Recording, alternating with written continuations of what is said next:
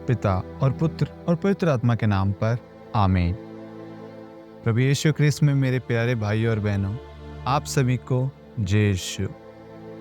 मैं आप सभी का हार्दिक स्वागत करता हूं आज के इस वीडियो में।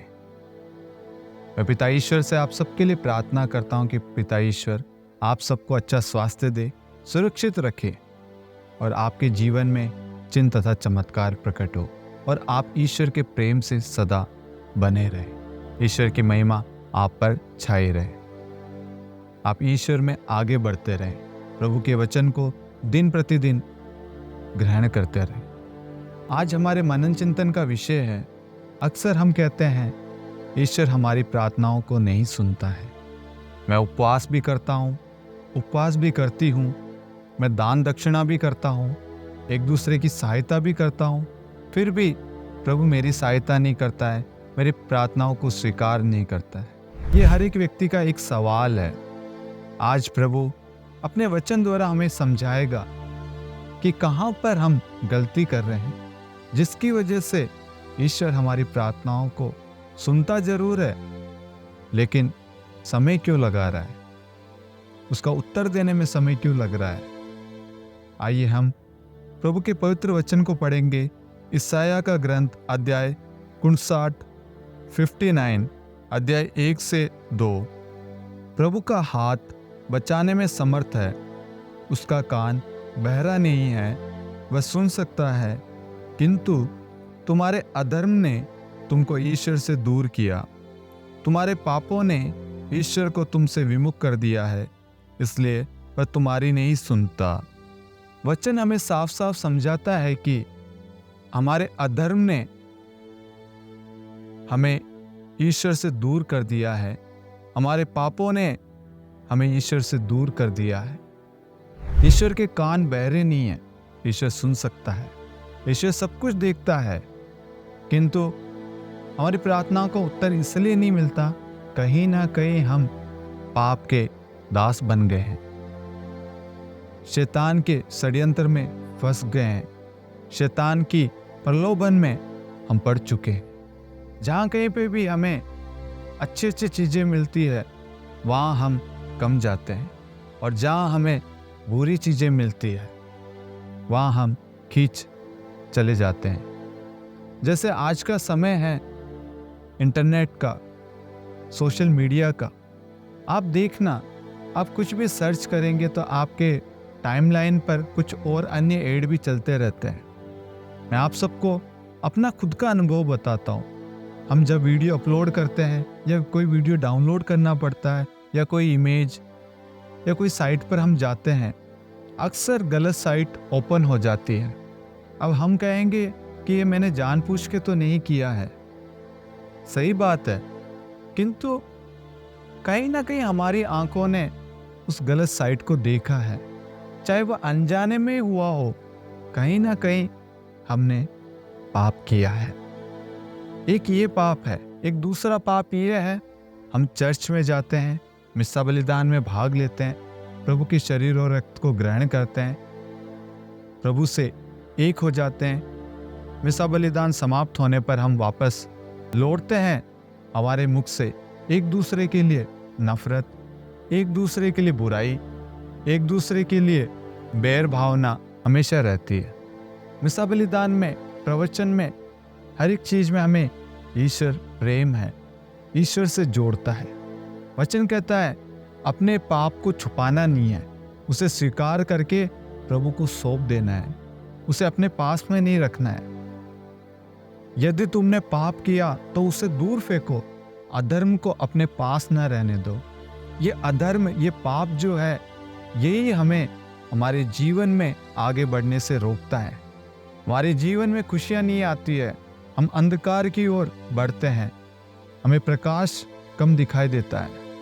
आज हम मोबाइल के माध्यम से पोर्नोग्राफी इंडस्ट्री में, अश्लीलता में बढ़ते जा रहे हैं। आज ये बाइबल हमारे घर के किसी कोने में पड़ा है और फोन हमारे हाथ में है।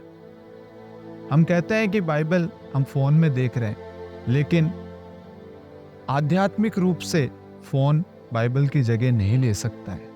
उसमें अन्य बहुत सारी चीज़ें हैं जो पीछे चलती रहती है। फेसबुक है, इंस्टाग्राम है, यूट्यूब है, अन्य बहुत सारी एप्लीकेशन है, उसके नोटिफिकेशन आते हैं। कहीं ना कहीं वह आपको वचन पढ़ने से रोकता है और शैतान यही चाहता है।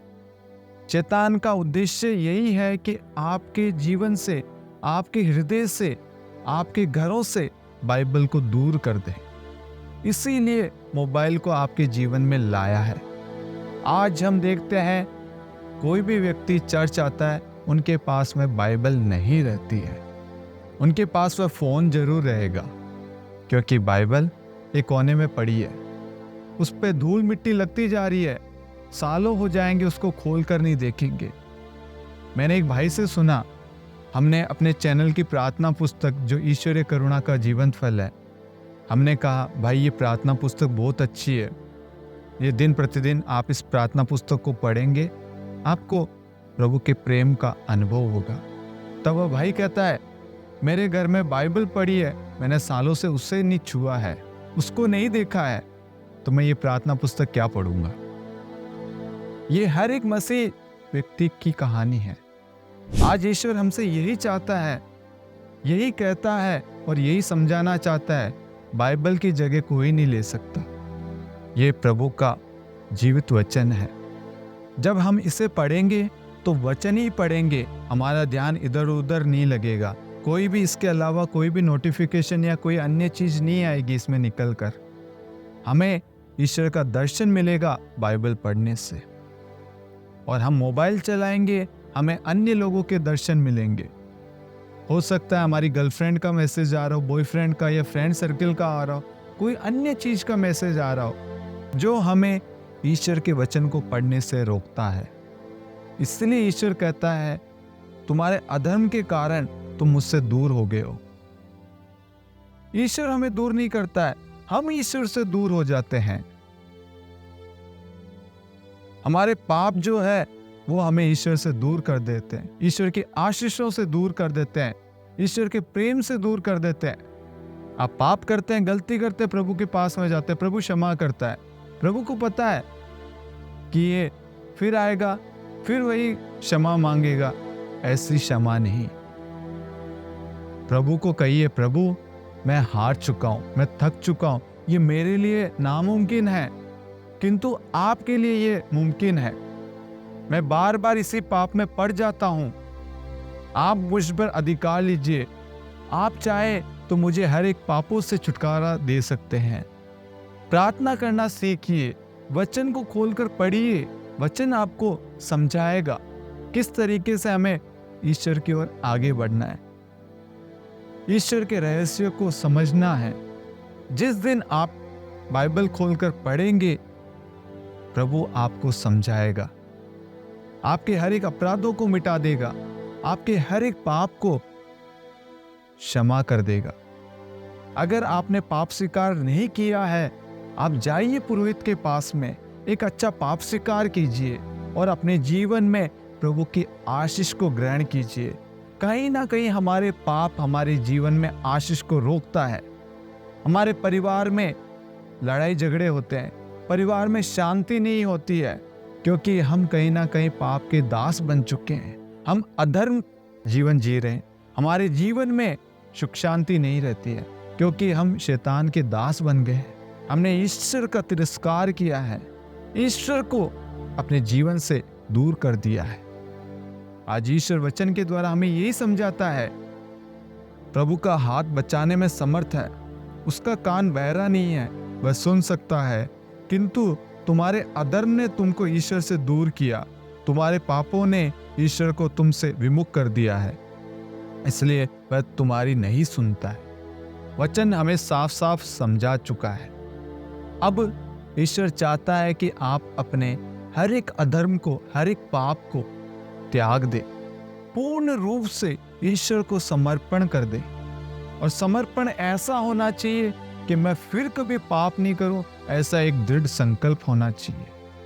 और ये जब आएगा जब आप वचन को पढ़ेंगे, प्रभु से कहेंगे, प्रभु को अपने जीवन में अधिकार देंगे, प्रभु की उपस्थिति मांगेंगे, पवित्र आत्मा का अभिषेक मांगे, पवित्र आत्मा से प्रार्थना कीजिए, पवित्र आत्मा आप पर कार्य करेगा और आपको हर एक पाप से दूर कर देगा। जब आप ईश्वर के रास्ते चलेंगे, ईश्वर के मार्ग पर चलेंगे, पवित्र आत्मा आपको गाइड करेगा। बेटा ये गलत है या ये सही है, एक पीछे से एक आवाज आएगी। आपको हमेशा पवित्र आत्मा सुरक्षित रखेगा, वचन आपकी रक्षा करेगा। इसलिए मेरे प्यारे भाइयों और बहनों, आज ईश्वर चाहता है कि हम अपने गुनाहों को, अपने पापों को अपने जीवन से दूर करके ईश्वर से एक हो जाएं, उस क्रूस की ओर देखें, क्योंकि मुक्ति वहीं से आई है। यीशु के मार खाने से हम भले चंगे हुए हैं। ईसा मसीह का रक्त हमें हर एक पाप से शुद्ध करता है। यीशु ने हमारे लिए मार खाई है, यीशु का लहू हमारे लिए बहा है। उस प्रेम को पहचानिए, उस ईश्वर की ओर आगे बढ़िए। आपको और आपके परिवार को प्रभु शांति देगा, पापों से मुक्ति देगा, आपके परिवार में आशीष आएगी। ये हम प्रार्थना करते हैं हमारे प्रभु यीशु क्रिस्त के नाम पर, आमीन। पिता और पुत्र और पवित्र आत्मा के नाम पर, आमीन। सबों को जय यीशु।